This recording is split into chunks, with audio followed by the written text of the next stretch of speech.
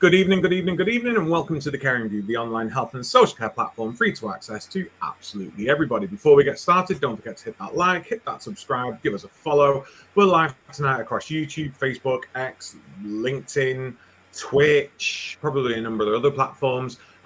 So please do give us a subscribe and give us a follow. www.thecaringview.co.uk is where all of our goodies are stored, all of our episodes, all of our chat shows, all of our resources, people who are on our supply list, and most importantly, how can we forget our sponsors? Everything we do is free. We give you everything for free. Doesn't mean it's rubbish. It just means you don't have to pay for it and you can put your money elsewhere. Social care is poor at the moment. Social care is broke. We are brassic and you need to save pennies where you can. So please utilize all of our free resources.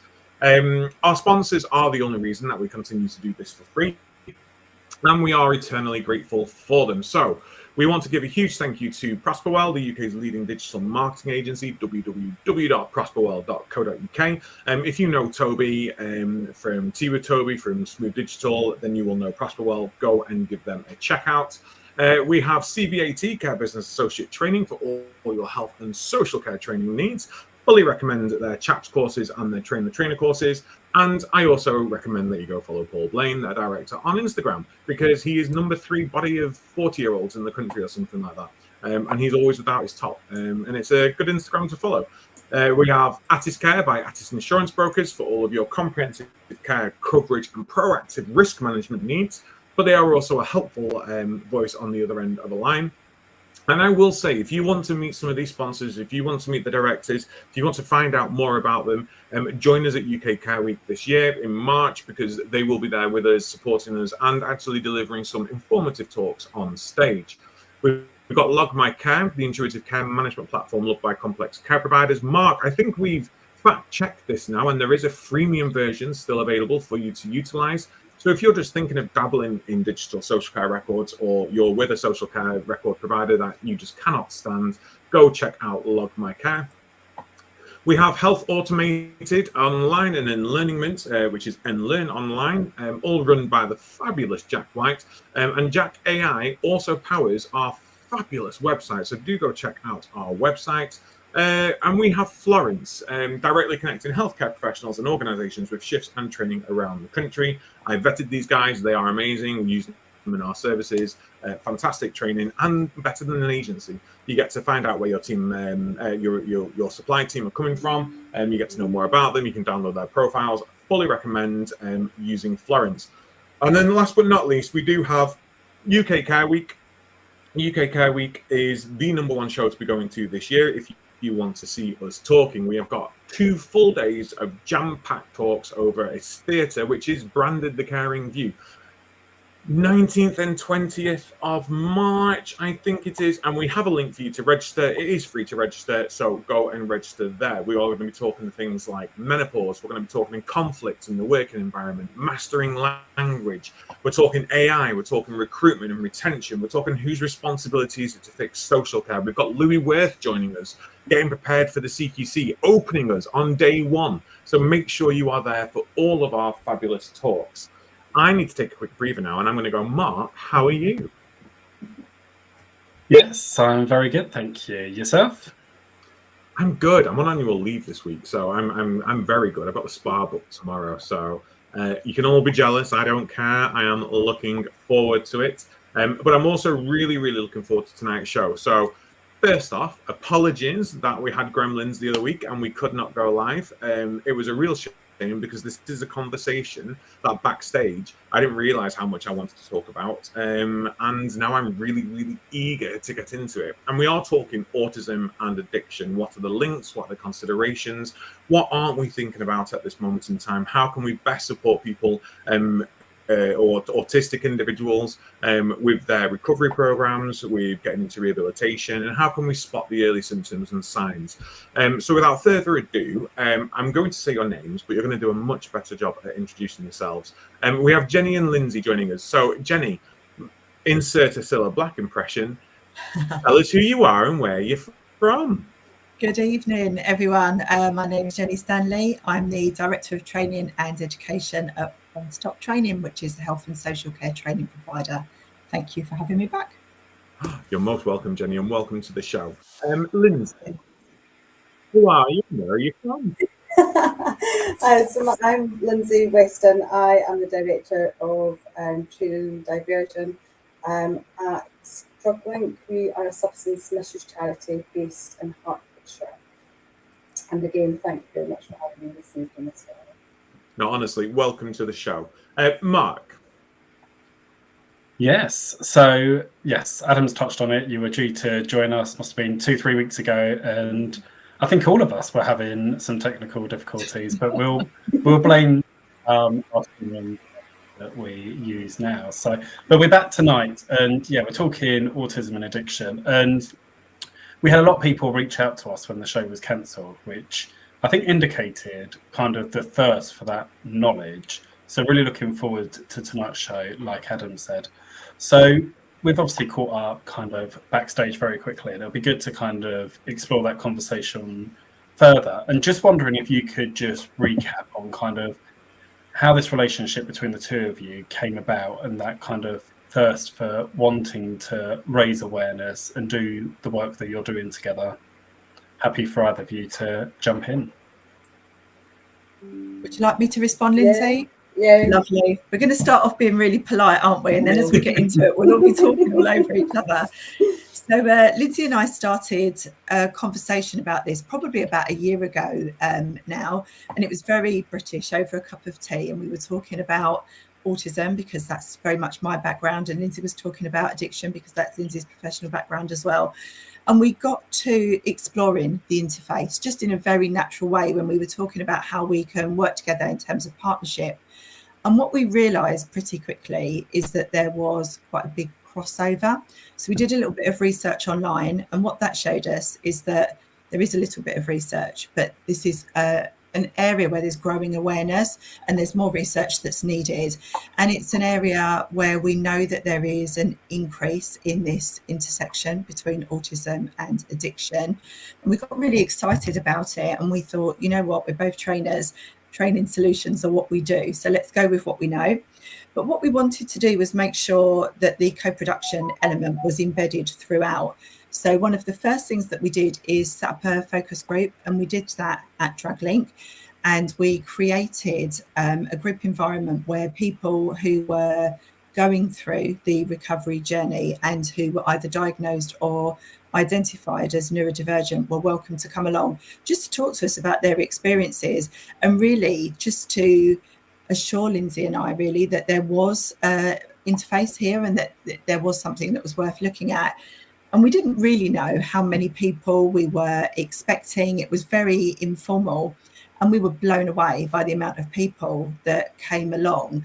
And very quickly we realised that there was a huge crossover and there was a lot of work to do in that area, because not only were people talking about how they had used drugs and alcohol to help them in their lives, but they were also talking to us about their recovery journey and how being neurodivergent impacted that, and some of the changes that they would have benefited from in terms of reasonable adjustments being made to their recovery journey. So it became quite a big piece of work, and we set up a number of different focus groups where we tried to target conversations, and we had a number of different people in the room, so it's quite difficult to meet everybody's needs. But we ended up with the basis, and it is only a basis at this point, of a training suite, with the idea being that the whole piece of work would be co-developed, co-written, co-delivered, co-evaluated, and that the voices of people with lived experience of both autism and addiction would be heard throughout, because that's really what it's all about. Lindsay, I've talked too much. Do you want to contribute? Yeah, I think one of the main things that did come through was that sort of impact on individuals, and especially within the workplace. We know that there's a lot that goes on in schools now, where young people are supported, but with the clients that we were speaking to, that was not the case. So that trauma had sort of started at school and was continuing in the workplace. So one of the things that Jenny and I we realised very quickly is that we need to educate people. We need to make them aware of perhaps some of the signs to look out for, those reasonable adjustments that can be made as well within the workplace, because we can find people to a meeting room and we've all to sit around a table, and we're not allowed to stand, and we're not allowed to move, and to be still. And that in itself, those restrictions can be really, really difficult for some people. So then their way of coping with that is then, masking it, which becomes extremely exhausting. So then if there's other means, substances and alcohol, that can help with that, that is sometimes where we were seeing that addiction starting. So one of the things that we looked at was how we can, how we push that message out, and how we educate people, and how we look at all, the potential reasonable adjustments. It's not, perhaps we can't do it all, but it's about understanding and making those adjustments where possible. I mean, sorry, Mark. No, go on.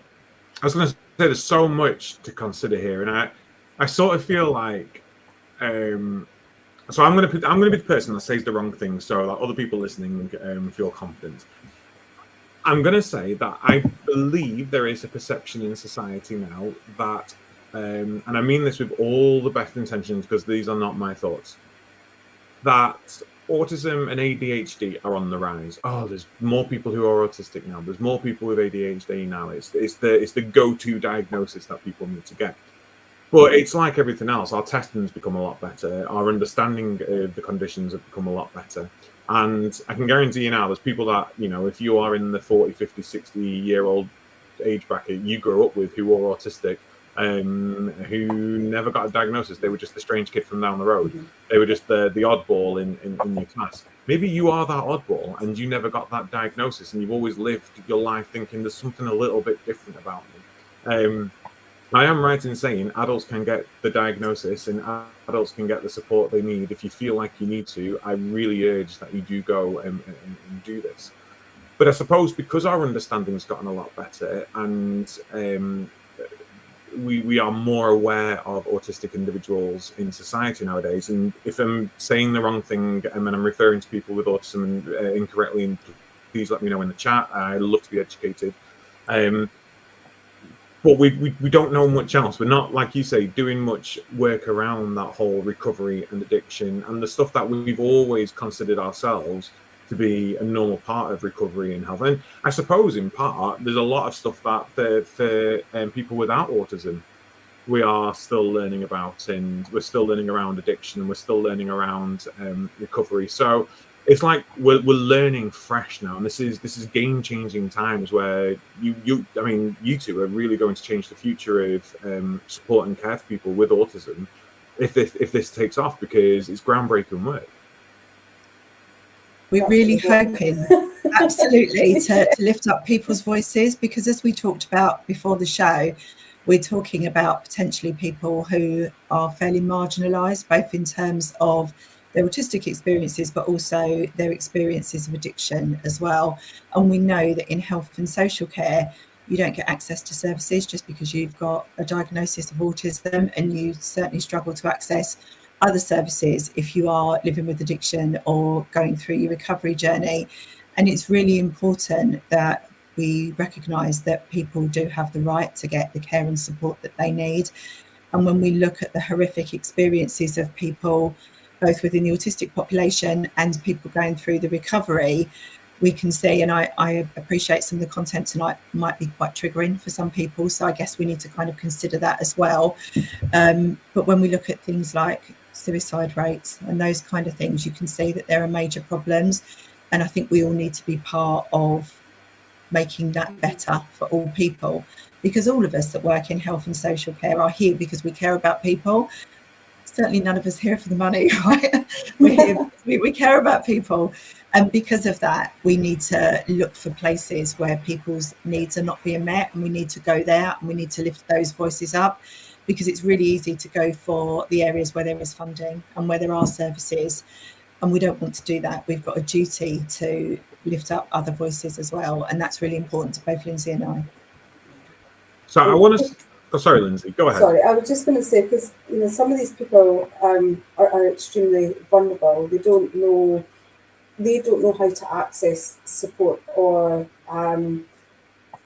as you said, Adam, they might be labelled as the odd person because their behaviour is slightly different, because they're not, their brain's not functioning in that neurotypical way, so they're always trying to find a different way of trying to fit in, and they become really vulnerable and want to be accepted, and we want to allow them to, we want their voice to be heard, and we want to be able to sort of be able to project that for them best we can, so that then we hope that then it'll empower them as they go forward, that they can actually say, I'm not happy with the lighting in this room, or can I stand up in this meeting rather than sit down and type down. Little things like that could mean the world to people, but a lot of people feel that they've got to sit up straight, they've got to sit behind the desk, and they've got to do as everybody else in the room is doing, and conform to that. So yeah, we want to try to take that stigma away. We want to take that bit of vulnerability away from them, so that they can be empowered to speak. There's so much to unpack here. Starting off with my least favourite word, which is neurotypical, which we might as well just use the word normal, because what the hell is normal at the end of the day?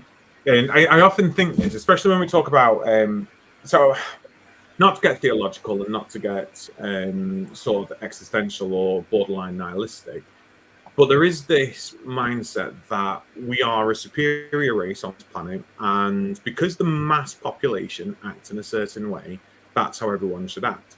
And the mass population acts in that certain way because of years of evolution and social evolution, and the majority having the rule, the majority of saying how things go. So actually, this neurotypical view of life is just a byproduct of there being more people who are different to those that aren't like the most.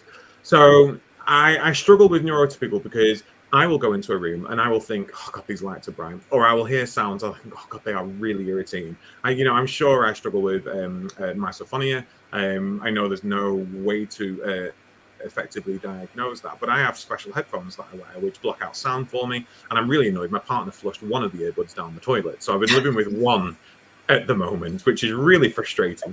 But I have found another pair which will do passive sound for me, so I can wear them, block out all the other sounds, and it will automatically activate when someone's talking to me, because the sounds really, really irritate me.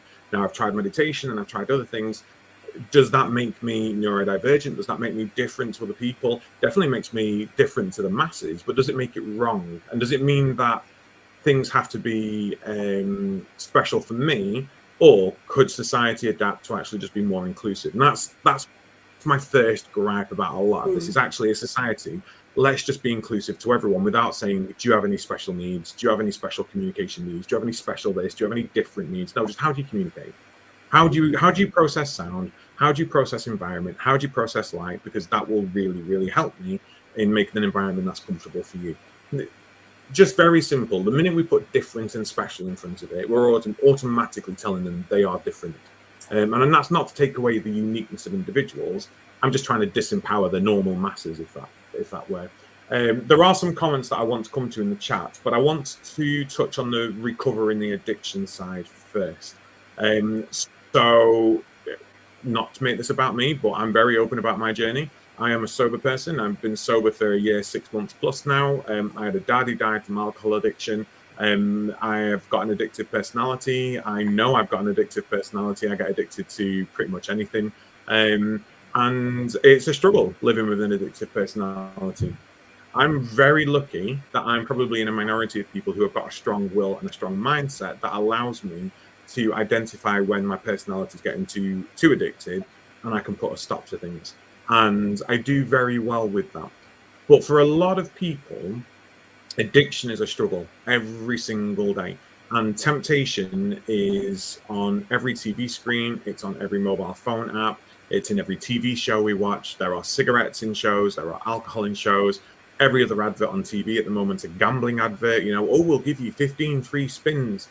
And it's such a minefield for people out there who aren't living with autism, to sort of stave those addictive cravings.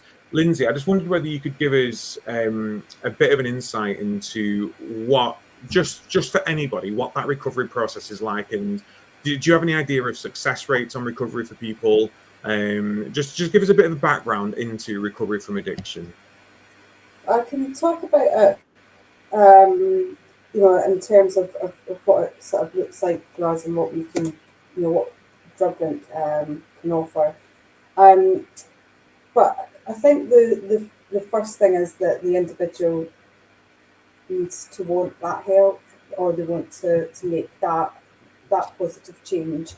And up until that point, you can't force somebody into recovery. That decision's got to be made by themselves. And there's a number of different ways that people can can recover. We have our detox facility, which is a medically assisted detox predominantly for alcoholics and people with opiate addictions, because the withdrawals from them are so severe and actually life-threatening, so they need to be done within a controlled environment.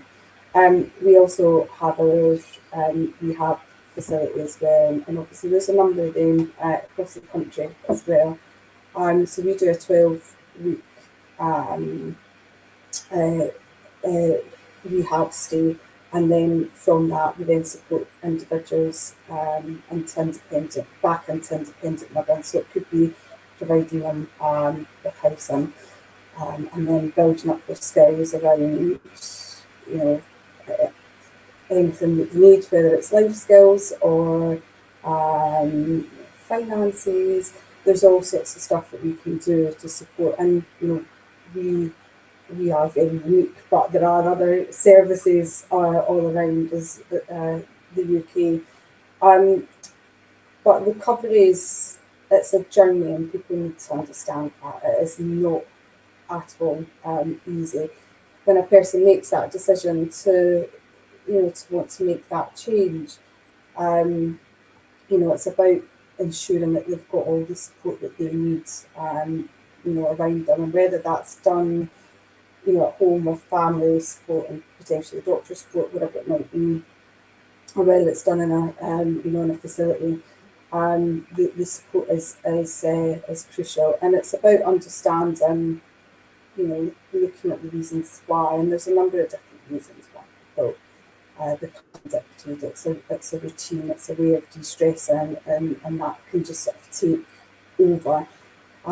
There could be, you know, previous traumas and such like that then make people use to sort of escape that as well. But that understanding of why, and then, you know, it's then rebuilding themselves and living a life without that crutch of a substance. And that's hugely scary for a lot of people, because for a lot of people they've used a substance for, you know, a number of years, and it's all that they know. It's the only thing that can ease the pain, or that can take them away, or give them that escapism for, you know, for a small period of time. And then to think of a life without that is, it's really traumatic. It's really difficult for them to, you know, sometimes to think of that, or to even to imagine what life could be without that substance.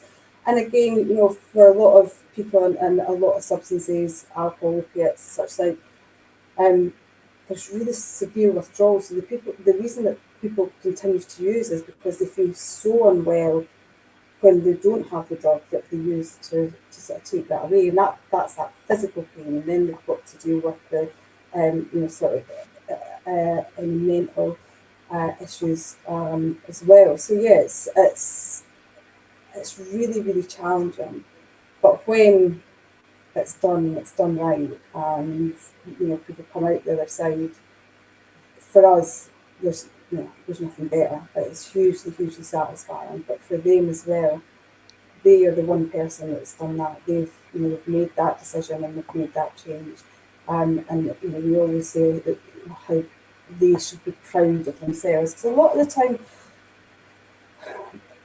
people feel isolated in addiction. They feel like they're the only ones that are, live in that. They don't. And I suppose also, when we look back to the group work that Jenny and I had done, the focus group that we put together, it was almost, the first session was almost, it was just a chat with everybody in the room. They were allowed to, or they felt that they were able to talk and be honest about their addiction and their neurodiversity.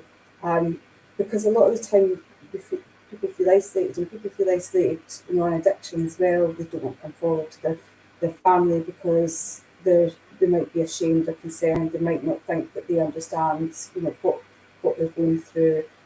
So a lot of the time it's hidden, and it's about allowing people to understand that they're not alone. And that help is out there. Mark, I promise you I'm going to stop talking in a second, so you can butt in. But I mean, again, and yeah, there's so much that you said there back around being wanting and willing to go on that journey.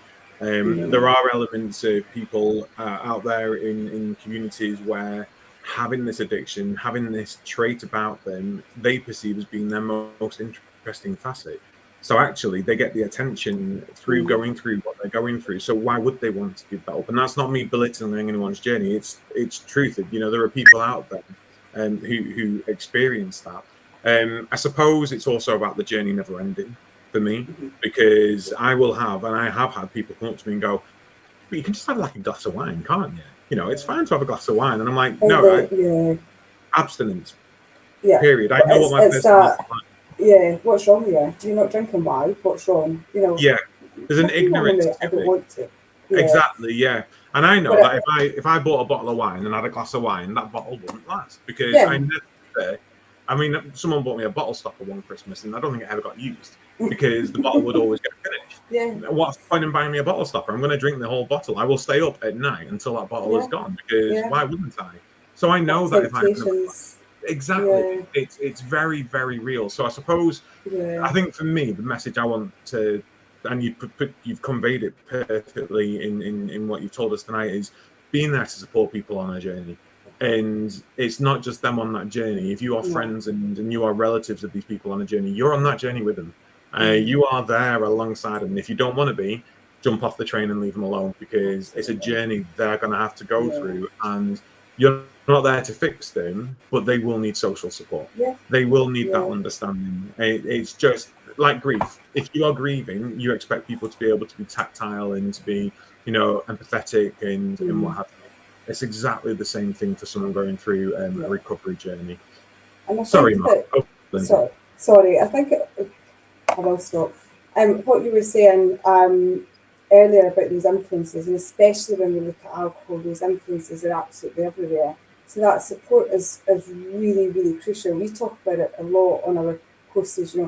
People are looking at sort of what's acceptable and what's not. And I always talk about Saturday morning, Saturday kitchen comes on, they're cooking food, and what are you doing? 9 times out of 10, they're pairing wine with that food. Now, for somebody that might want to justify drinking earlier in the day, that's perfect, because everybody on this TV programme, they're successful, they're having lovely food, and the wine looks great, and they can do it, so I can do it as well, But it's all about, it's about that control, isn't it? People would look at that and go, "Well, I'll have that glass of wine tonight when I'm cooking my meal," but others will potentially justify the behaviours by other people. And again, alcohol's, we've got the stats out last week that, again, there's been a rise in alcohol-related deaths. We had over 10,000 alcohol-related deaths in 2023, which is 10,470 people, I think it was, died because of alcohol, and it is still absolutely everywhere. You cannot get away from it. So then when somebody's, when they are removing themselves from alcohol, they become abstinent.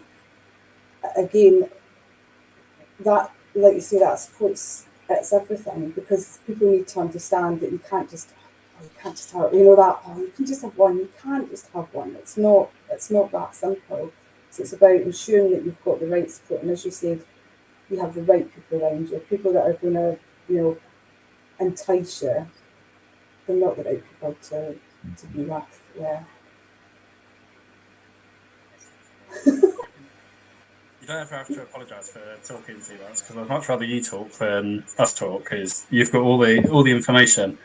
I was writing down loads of notes, and then you've answered some bits and pieces as kind of the conversation's gone on. I mean, I think firstly for me, I think the work that the two of you are doing is absolutely fantastic. And I've sat on a number of ICBs and ICSs, and I get infuriated watching the amount of money that is being wasted on services and products that don't actually benefit the communities that we're serving, but they're just using it because it's money. And actually just listening to you two and the impact that you're having on the people in Hertfordshire, actually, that should be in every ICB. That should be available throughout the whole of, England, the UK. I think, Lindsay, I could see your face light up when you spoke about some of the outcomes of the people that you've supported in bits and pieces, and you can see the passion that comes through, which is, I think, amazing. The lack of research, are you finding that there's more research becoming available? I mean, you just spoke about some of those stats. I don't think they're commonly kind of spoken about in terms of they're not all over the news or the media, probably because the companies are probably paying to keep it hush, probably. But is there more research coming out than what there was when you very first started on this journey? Can I jump in? Is that all right? Yeah. There is some research that was done by Cambridge University, and that was really interesting. That I believe there's research being undertaken by the National Autistic Society at the moment. But I think what we need to do, and this is why we wanted our own focus group, is look at what's happening locally, because any outcomes need to be flavoured by what's available locally. And we know that things differ from area to area. And even things like support groups, for example, for autistic people, because autistic people without co-occurring mental health conditions or co-occurring something else, people don't generally get access to services. You just get your autism diagnosis and off you trot. You're just kind of left, really. So the services tend to be voluntary services. And because of that, it might be that there's a couple of support groups that you might be able to link into, where you might be able to find other people with similar experiences, and you can form circles of support and those kind of things. But we do have to think about things like geography, because when I've delivered autism training in coastal towns, there have been real problems around, the autism support group is at 10 a.m. in one town that is 10 miles away from where the person lives, but there's not a bus getting there until 2 o'clock in the afternoon. So yes, the resource is there, but there's not the ability to access that resource. So I think one of the things that Lindsay and I wanted to do was work with local people on what is happening in Hertfordshire, so that we can really link in with local services and try and make a real impact and do what we can to fill in some of those gaps, and maybe use our shared network to build a bit of a partnership, really, because we know that partnership working is so important, isn't it? It's the only way forward. Nobody can do things in isolation. But, we both work in Hertfordshire. I've lived in Hertfordshire most of my adult life. So it's really important to me to invest in the area where you live and look after the people that we have the privilege of working with. So I think, yes, there is new research coming on stream, but there's not anything I'm aware of that's local. And I think local is where it starts for us, because that's where our services are and that's where our hearts were, cheesy as that sounds. Yeah. And we have that cohort of people, don't we, Jenny, that are willing to, give us that first-hand experience as well, and support us with the research, which is really crucial. And again, looking at those, Jenny talking about those support networks and, with people with lived experience. We find when we got our group together, our focus group together, that we recognised even that was something that was missing within our services, and that we needed to to give them that platform just to be able to talk to each other, because it's nothing that we had really explored before, but it was hugely beneficial for them just to be in a room together and talking, about their different experiences. Thank you very much. Adam, any thoughts or anything, or Jenny, is there anything you wanted to add before we go to the comments? I have got another question, but I'm pretty sure I saw a very similar question in the chat, so I thought we'll go through it then. If it's not, I would love at some point, and we can do this after the questions if you like, I would really like to think about what are the drivers for autistic people to be drawn into addiction, because I think it's really important that we understand the perspective and the context. I think probably some of this will come up with the questions, so if you'd like to do those first and then we can top it up, but I think it would be good to have that discussion as well if there's opportunity. Yeah, no, absolutely. Right, so let me find them. So Jenny has dropped into the comments. I was trying to move it across the screen so it's not across your faces, but it won't allow me, unfortunately. So Jenny has said the dopamine chase is very real for autism and ADHD, I believe. Feel free to comment against these if you want, if it's not a question, but more of a statement. Absolutely. I would agree with that. There is, and we're going to sort of talk about abbreviations now, but there is ADHD, which is autism and ADHD co-occurring. And I think probably in that community, there are, again, it's another intersection, isn't it? So there's probably real challenges there. I think as well, things like impulsivity can play in here as well. If you're somebody who is trying to be abstinent and you are in a position, as you were talking about, Adam, somebody saying, oh, well, go on, just the one. If you are somebody who struggles with that regulation around that, it's difficult to resist anyway, isn't it? You know, if you're in your recovery journey, let alone if there is another dimension that makes you more vulnerable in that area. So I think that's a really insightful comment. Mm-hmm. With that co-occurring, is there one that normally masks the other more, have you found, or? I think that's a question that people with lived experience would be able to answer, because obviously I don't have lived experience of either. I was going to say unfortunately then, but I do feel it's unfortunate because I'm really passionate about holding up the voice of people with lived experience. But I think certainly people that I work with and people that I know in my friendship groups who either identify as having both or have a diagnosis of both, certainly, you know, some of my colleagues will say, oh, I'm very ADHD today, or very autistic today. And I think definitely at different times and on different days and probably in different situations and environments, there's always going to be flavours of both, but maybe more challenges in relation to one area, as opposed, not one area, but more leaning towards characteristics in one area that maybe don't cross over to both. But that is, of course, acknowledging that there is a huge amount of crossover in terms of core characteristics for a lot of people anyway. But I have to be careful what I'm saying here, because there are many ways to be autistic, so we mustn't kind of make assumptions, and I'm trying to be very careful. So I hope I'm not offending any autistic people that are listening tonight, trying to be very inclusive. It's quite difficult, isn't it, to cover all of the bases. I can't help wondering, just listening to you there talking about how people say, oh, I feel a bit, autistic today. Whether we saw that years ago, didn't we, with OCD, where people would say, I'm a bit OCD, or I do this because I've got OCD, without having kind of that diagnosis, and almost kind of downplaying actually how people living with it would actually be coping and living with it. And I wonder whether, as there's kind of more awareness happening, whether we'll see more of that kind of coming through. I think, I deliver a lot of autism training, and we get that question or those questions all of the time. Even today, I've had those questions around, do you think they're kind of sexy labels, and that there's lots of people on TikTok talking about, I identify as autistic or identify as having ADHD. And then you get that old chestnut of, we're all a little bit autistic, aren't we? Which, of course, is absolutely not true, and is actually really offensive.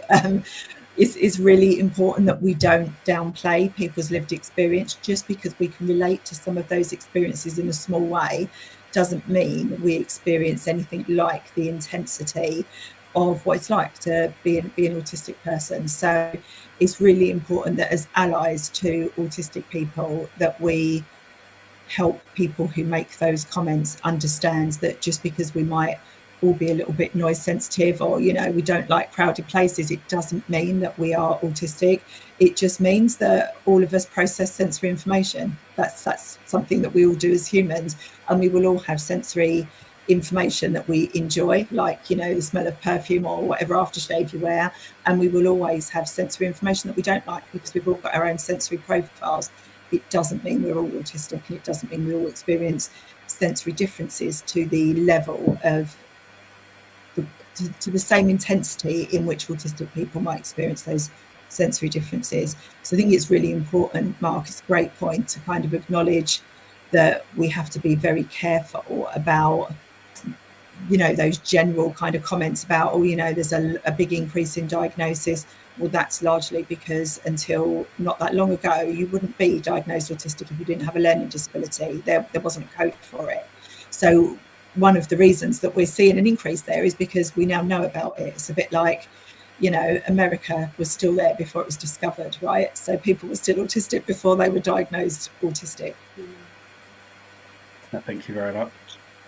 Jenny has also added, often addictive substances quieten the noise. It's important to find other ways too.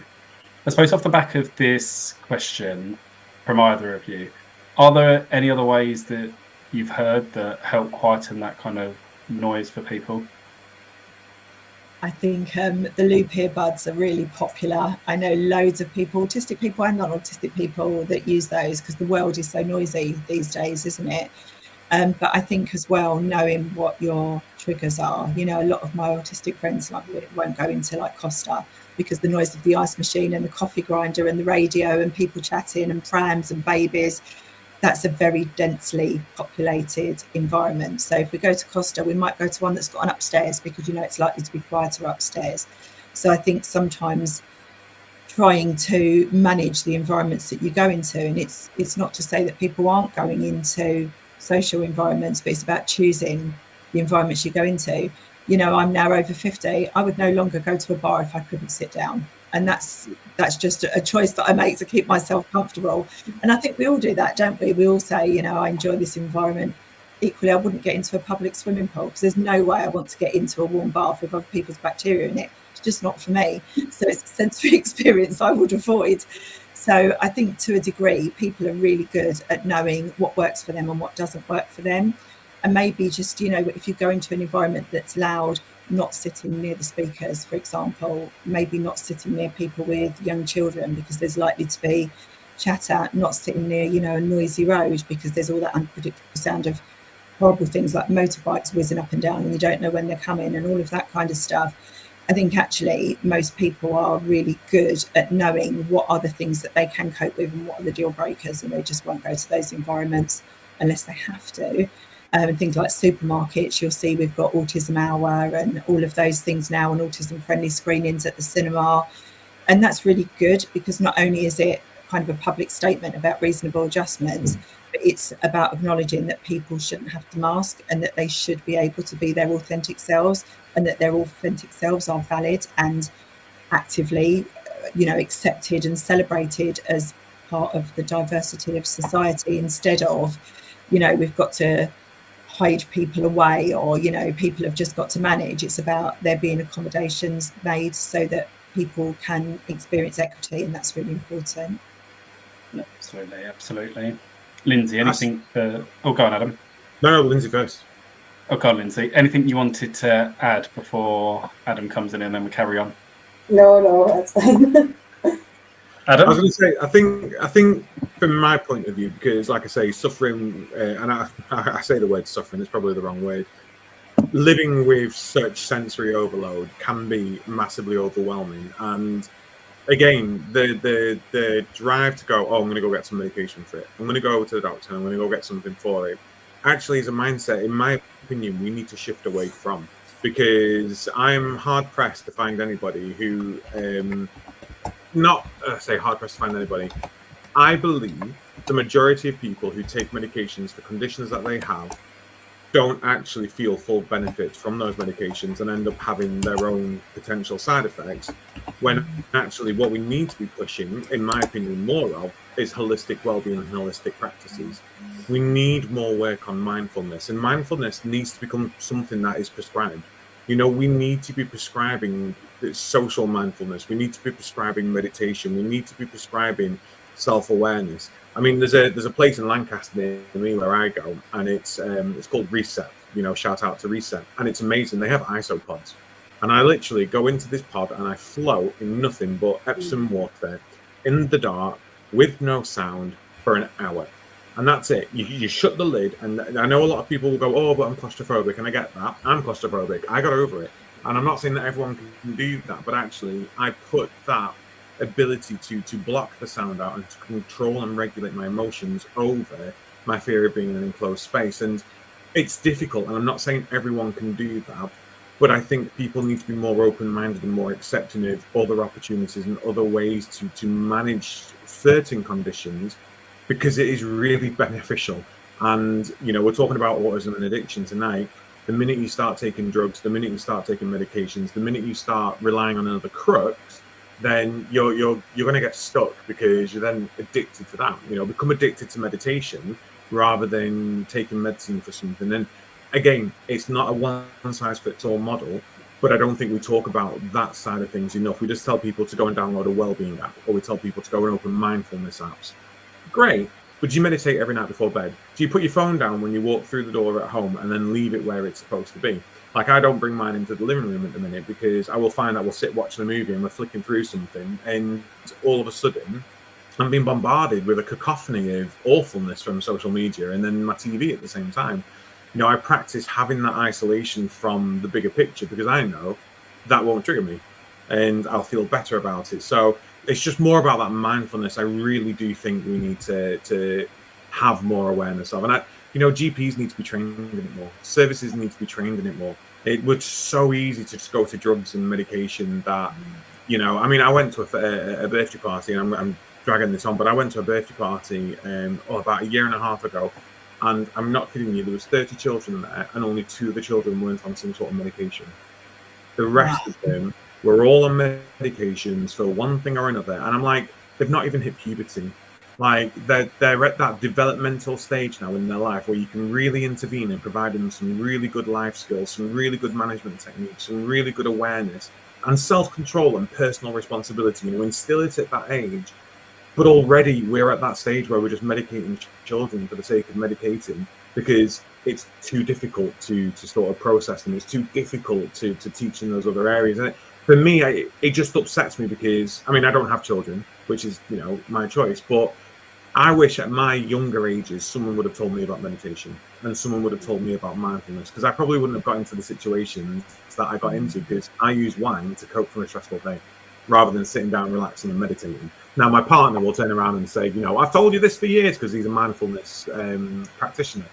But everyone's got to learn their own journey. We just need to sort of get there now. I don't know. I'm just voicing stuff out. I think I agree, Adam, that, you know, medication's got its place, absolutely, but sometimes it's you're just putting a sticky plaster over it. It's never going to heal, you know. And actually, again, we've got to look at the, you know, whatever it is, you know, if it's depression, anxiety, or whatever it might be, you know, what we're doing to sort of heal that person, what's the reason for it, and how can we help them? And I often say that around, you know, antidepressants. It's, again, there's a place for them, but what I would like to see is a prescription of exercise. Just go for a walk for 30 minutes a day for the next 2 weeks. Journal how you're feeling at the end of each walk, or whatever it might be. Come back, and then we'll see how, you know, we'll see how you're feeling. Because you're right, medication's another drug. It is another drug, and it becomes that crutch. And if we can, you know, as we do sort of through our rehab and recovery, we're giving people tools to live life without any medication, without any drugs, whatever it might be. you know, some people will need it because they've got reason for it, but others actually, once you give them those tools to be able to cope with life and cope with everything that life throws at you, but in a really healthy and holistic way, and your meditation might not work with one area or one stress that's happening, it might help with something else, but here you've got another, you know, you've got a toolbox of things that you can use. But we almost have to discover them ourselves, you know. Unfortunately, the doctors don't go, use this toolkit of everything that you should try, let us know how you get on. But I agree with what you're saying, Adam. I like that idea that, you know, there's, I don't know if it's taught in school, you know, some schools will teach mindfulness and breathe. I know my daughter's school, when we were up in Scotland, they would have time and they'd have a little stone that they'd lie back, they'd put the little stone on their tummy, and they would do sort of breathing exercises, and that's brilliant. And getting people, the kids at a really young age, to understand, you know, breathing techniques and how they can relax and de-stress without having to turn to something else that's only, you know, it's just masking the issue.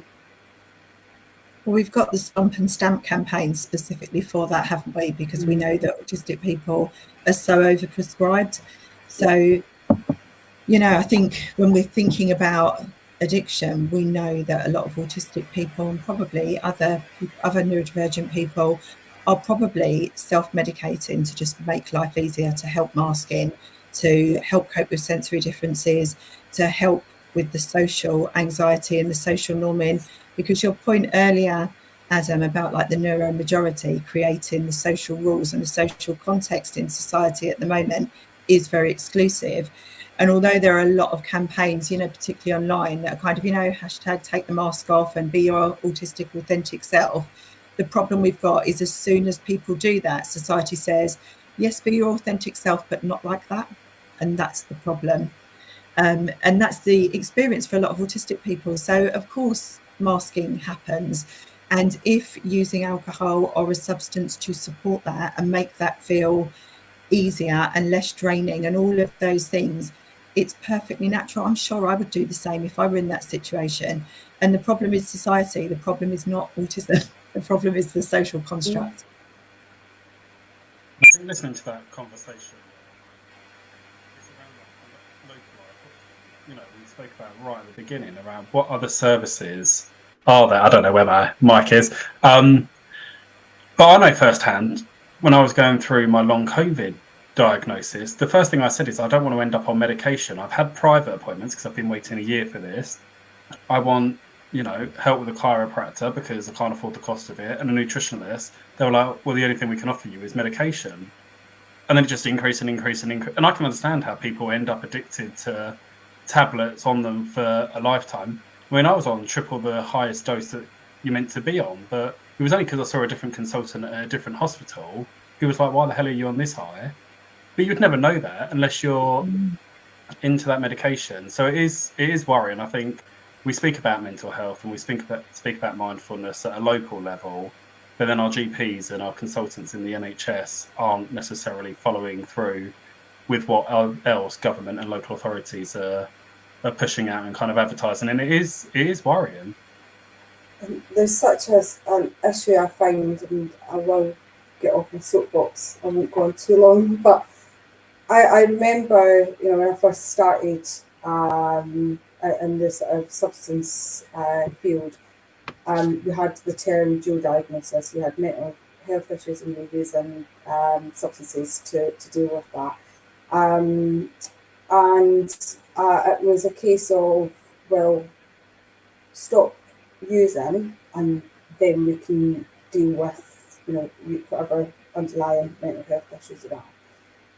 Then the dual diagnosis phrase came into play, but nothing really changed. So it was still, the advice really still was stop using and then come back and see us. And even now, you know, now we are here and we're still 2025 now. They've changed the the terminology again, co-occurring, I think we call it co-occurring disorder, which, you know, but nothing's changing. There's individuals, and that's one of the biggest issues we have. Individuals are still struggling to get the support with their mental health when they're under the influence or when they're addicted to substances. But people can't just stop using that substance. It's very, very difficult. You need the support, and it's one of those things that I feel like we just time and time again going round and round in circles. We're changing the name of something or the terminology of something, but nothing else changes, and that's really worrying as well. That we need to, and that's something again that needs to change, because we see with autistic people that, you know, there is the high rate of sort of mental health issues, and then that increased vulnerability that we've got there as well. I'll say that's because there's too many people with not proper jobs sat behind a screen making loads of decisions on a meeting about a meeting about a meeting, and it gives them an action to take away, which is why it's renamed and rehashed, and it's not actually properly thought through. Adam, I can see you wanted to come in. No, I was just, I agree with everything everyone's just saying, and I think, you know, we've not got long left of the show, and I'd be remiss if we didn't speak about the types of addiction that we need to be mindful of for people with autism, because we've spoken a lot about drugs, we've spoken a lot about alcohol, but actually we spoke about this pre-show, didn't we, that there are other types of addiction out there, like gambling, that we need to be concerned of. Gaming is a very real one, and I know people laugh about that, but actually no, an addiction to gaming is real. And we need to think about sex and pornography. You know, we don't like to talk about it because taboo, you said word sex, and oh, you said porn, ha ha ha. No, sex and pornography addiction is absolutely massive, especially in the younger generations nowadays, and especially in people who are isolated, people who don't have those social cues. It is very easy to think, well, actually, I'm going to get what I want from this pornography, and not differentiating between what is a studio manufactured scenario to what is actual real life. And you know, there's a lot out there at the moment. There's a lot of people who do abstinence from pornography now, and that's becoming quite a movement within, especially the younger male generations. You know, this abstinence from pornography, and it is something that actually we need to give good consideration for. Is that something that you've spoken about? Not the pornography in itself, but the other types of addiction that we'd be looking at for people with autism. Absolutely, we certainly see a lot of gaming, because for a lot of autistic people, the online social life and the online engagement, it feel really awful saying it can be a safer space, but actually, because neurotypical society is such a harsh environment for autistic people, it can feel safer online, although that isn't always the reality. And we do have to think about things like exploitation, because we know that that's really common within the autistic population. And we also need to think about loneliness and things like that as drivers for, you know, if it's really painful to go out and socialise because somebody's really struggling with the sensory difference and the social expectations that are different from somebody's natural ways of socialising. Well, actually, if I'm crippled by loneliness and isolation, the answer to that is to go out and socialise, and if I take something to take the edge off, it enables me to do it. But the other alternative is to stay at home and socialise online. And you know, the algorithms are dangerous things, aren't they? You can show a bit of interest in one thing and it will feed and suggest you lots of other things. And if you think about other things like radicalisation, sometimes people are pulled down into a rabbit hole because they might have an interest in, I don't know, history, and maybe a history in, you know, one of the world wars, and then you start getting information about how to build a bomb and all of those sorts of things. And actually, that's not the intent at all. The intent is the interest in history, and things like the internet are almost feeding those problems by the algorithms. And, you know, the gaming world is really brutal, isn't it? You hear a lot of racist language, you hear a lot of a lot of rape threats against people on the internet. So I think they're a really difficult environment. And for somebody who's trying to seek refuge there, it's almost like, I don't know, standing under a tree in a lightning storm, isn't it? You know, you're solving one problem, but you're making yourself hugely vulnerable in another. think the next worrying thing, and I was just trying to find some of the stats, but I can't find them, annoying, that just listening to you there talk about companionship is going to be the rise of AI companions.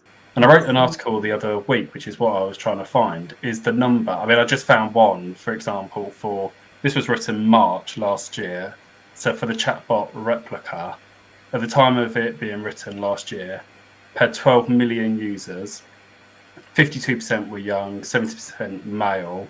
But I think the rise in people having relationships now with AI chatbots, and that's what I was trying to find, is through the roof. So actually, it's an addiction all in itself, but actually alienates people away from society and actual people to talk to and to kind of build relationships with, because people are behind a screen building it with a chatbot. And I think it's obviously not regulated. I mean, yeah, to have 12 million people just on one site alone talking to a robot, yeah, it blows your mind really when you start kind of digging into it. Shows the extent of isolation and loneliness, doesn't it? That's a real problem, and we need to look at that as well. And I think that's the reality, particularly for a lot of autistic people, because as we saw with our focus group, when neurodivergent people find and discover other neurodivergent people, there's such a connection and such excitement and such support that we almost had to put a pin in the training suite, because we were like, people actually need to connect and be with other people.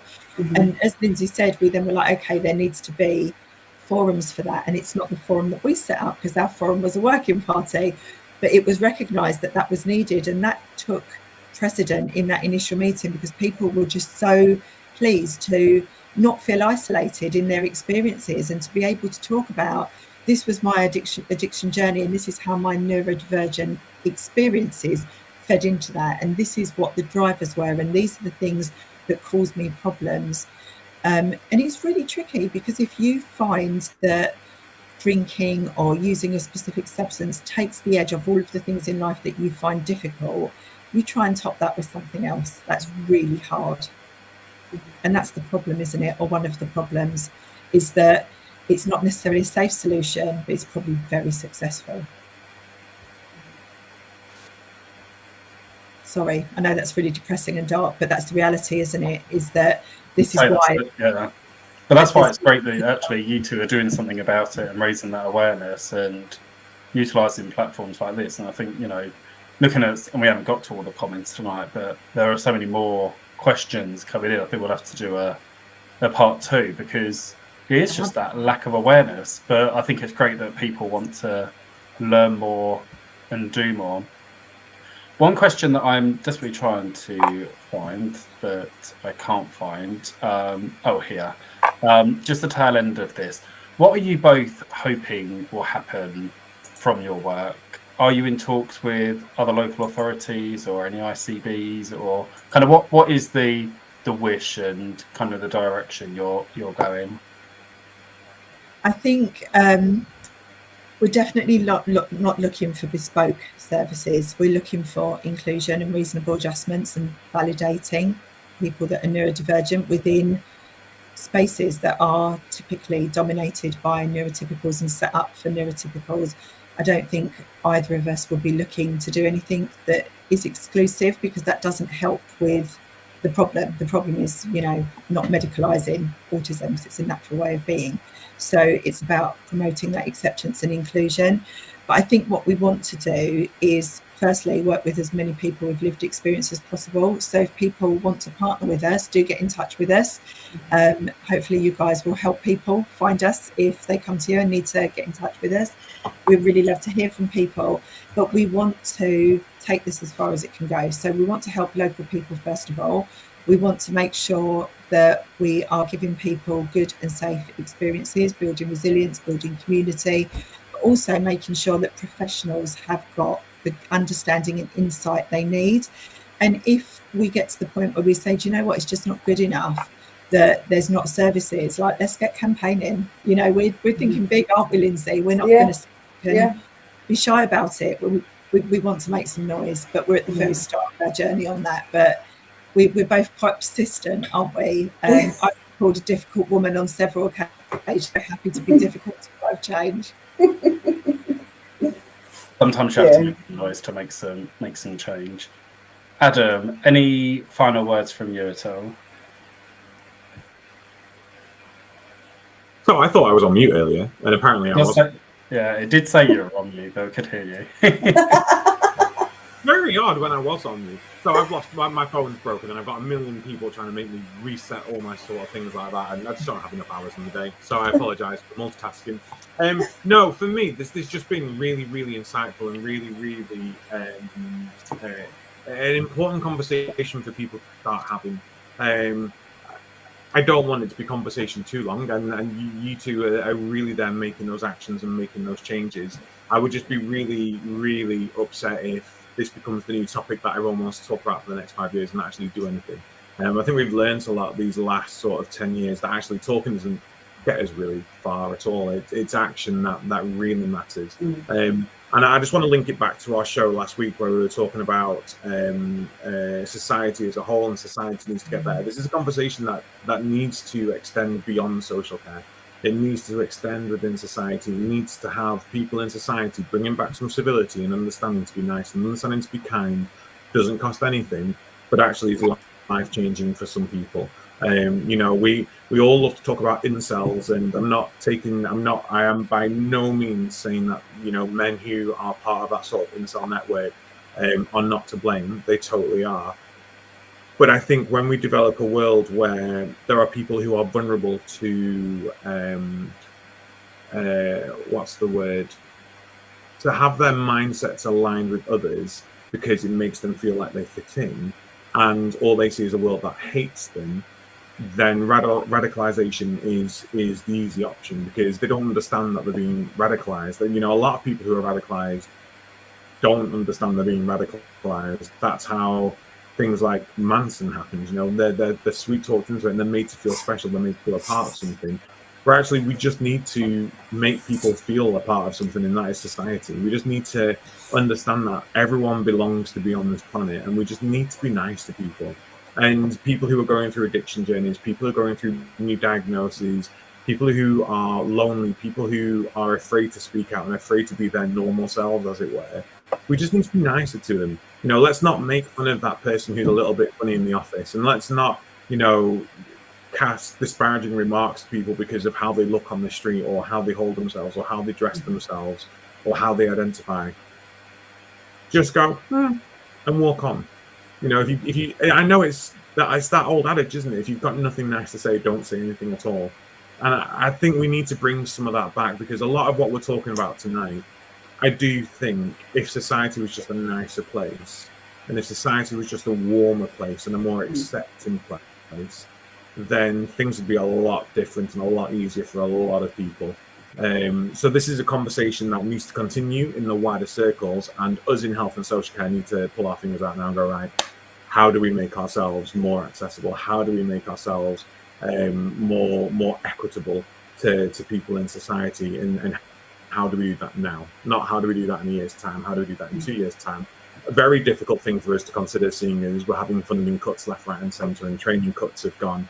And we've not even spoken about Oliver McGowan tonight, and the Oliver McGowan training, but actually access to that training is sparse. It's really difficult to get access to that training, and it's sort of mandated now for the whole sector. And actually, is that equitable? Is that viable? Is it actually something that we need to be looking at and going, right, what are the options we've got here? Because at the minute, this isn't accessible to people, and then we're saying, well, you've not got this training and you're not supporting people the way you're supposed to be supporting them. How do we make it so it's accessible? How do we make it so that actually everyone's got access to this training and they can develop their services in a way that doesn't feel burdensome? Because I can tell you now, a lot of people in social care are going, oh God, another training that's being forced on us, it's going to cost us hundreds of pounds, and we don't know how we're going to do it. We're already building that disdain towards it. We're already distancing ourselves. Is it being this thing that we have to do because it doesn't affect us, because we don't support people with learning disabilities, we don't support people with autism. Do you know that we know of? Exactly, that you know of. You know, we spoke earlier tonight about people not having those diagnoses from years gone by, but actually people could be living in our services now. We talk about it when we talk about orientation and sexuality. We go, well, no one in our service is gay, no one in our service is a lesbian, no one in our service is trans. Really? You're 100% sure of that? Because they may be closeted right now because they do not feel like they're in a supportive environment. Same for people with autism. Just because they've not got that official diagnosis doesn't make their autism any less real. And we all need to be on board with it. It just needs to be equitable. And I suppose that's something I want to see come from the future is how do we agree on training and support and resources for organisations that is equitable, not to take anything away from Oliver McGowan and his mum and all of the sort of work they've been doing. We just need it to be more equitable now, because then we can all join in on this journey without that fear of we're doing something wrong or we're not doing the right thing. I don't know. I've got so many thoughts running around in my head from tonight. So that I want to go and do more work. I want to join in on research. I want to get involved. You're inspiring. Okay. You guys to get involved too. We need many hands to do change. You're both so inspiring. It's unbelievable the work you're doing. I'm honestly, I'm in awe. And it's very rare that we meet people that are starting on a journey of something completely new and completely groundbreaking, and that's what you two are doing. So I'm really excited to see where this goes. Thank you. Thank you for giving us the opportunity to talk about it. I know it's quite niche, but you've really helped by raising awareness this evening. So thank you. We really appreciate it. It's difficult starting new conversations in difficult places, and you providing time and space for us to do that. It's really positive. So we're really grateful. Absolutely. Yeah, anytime. You have Thanks so to much. let us know if you want to come back on or just update us or however we can support. Please do let us know. Blogs, research links, anything you're doing, wing them our way. We will send them out to our whole network. Thank you. Yes, That's thank great. you so much. Appreciate that. Been a pleasure. Okay. So this has been the Caring View. Tonight I have learned loads of things, and one of the things I've learned is that when I'm on mute, apparently I'm not on mute. So you heard me turn my lights off, and you heard me tell the bank that my voice is my password. So this has been the Caring View. www.thecaringview.co.uk for all of our resources and our goodies, all completely free. Huge shout out to our sponsors: UK Care Week, Prosper World, CBAT, Log My Care, Florence and Learning Mint, Health Automated, and Attis Care by Attis Insurance Brokers. The biggest thank you to you both, Jenny and Lindsay, for joining us tonight. We will share as much as we can share about the work that you're doing to help with. We're just a platform here. We're not doing any of the work. It's you guys doing the work. It's so important that people get to know about this. And a huge, wonderful thank you to Mark, as always, for just everything Mark does behind the scenes for the Caring View. Mark, what are we on with next week? We are on menopause and an update. So I'm really looking forward to the conversation. So I know this was approximately 2 years ago. It was a show that I arranged and ended up in hospital. I never had, and you had it with Sharon MacArthur. And I remember I was so tempted. I mean, I was not in a fit state, but I was so tempted just to dial in. And I think there's a lot obviously happening over in the States, in other parts of the world around kind of menopause and women's rights and bits and pieces that are slowly kind of trickling back into the UK. So we're going to touch base, kind of see where organisations are, what's kind of the current scene around menopause in the workplace for women, touch on a bit of men's menopause, and then just kind of see kind of what advice is out there and kind of what the trend looks like going forward. So really looking forward to kind of the show next week. And if anybody does know anything else about men's menopause, it's definitely something that is picking up. And interestingly, when I was prepping for next week, is all over the NHS web pages. So do go check that out. I'm not an expert on it, just saw it, but definitely one that we'll discuss next week. And is it Miss Menopause joining us? It is, yes. Fabulous. And if you do want to meet Miss Menopause herself in the flesh, come and join us at UK Care Week, where Sharon MacArthur will be delivering a session all around the menopause and how we can maximise our awareness and support of it in the workplace. But until then, everyone, please stay safe, take care. Do your bit around raising the awareness around autism, addiction, recovery, anything that you could possibly do, get in touch with Jenny, get in touch with Lindsay. And if you want to be on the show, if you want to get in touch with the topics, please do. And a huge thank you to everyone in the comments tonight. I know we've not managed to get through them all, but your thoughts, your words in there, you know, we will take away and we will have a look at and share anything that we need to share. So thank you all so much. Take care and have a good week.